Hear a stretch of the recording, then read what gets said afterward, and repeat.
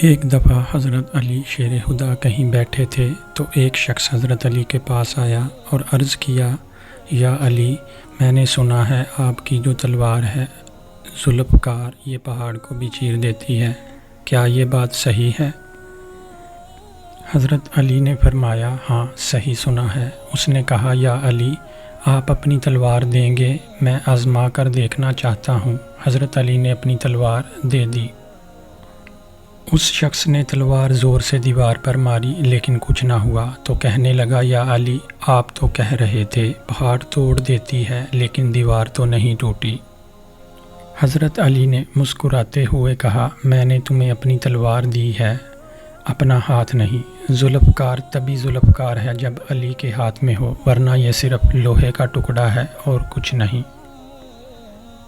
حضرت علی نے فرمایا، مجھے عبادت میں دو چیزیں پسند ہیں، سرد موسم میں فجر کی نماز اور گرم موسم میں رمضان کے روزے۔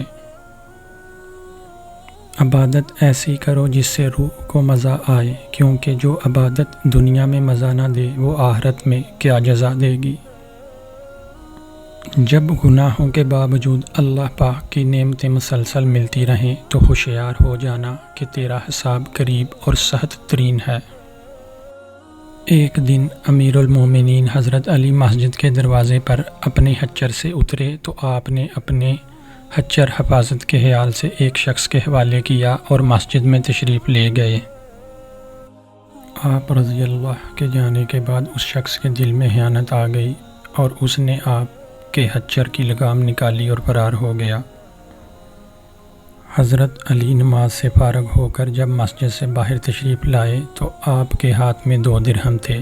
یہ 2 درہم آپ خچر کی نگہبانی کرنے والے شخص کو بطور معاوضہ دینا چاہتے تھے، لیکن آپ نے دیکھا کہ خچر بغیر لگام کے خالی کھڑا ہے۔ بہرحال آپ بغیر لگام کے خچر پر سوار ہو کر گھر پہنچے اور اپنے غلام کو 2 درہم دیے کہ وہ بازار سے دوسری لگام خرید لائے۔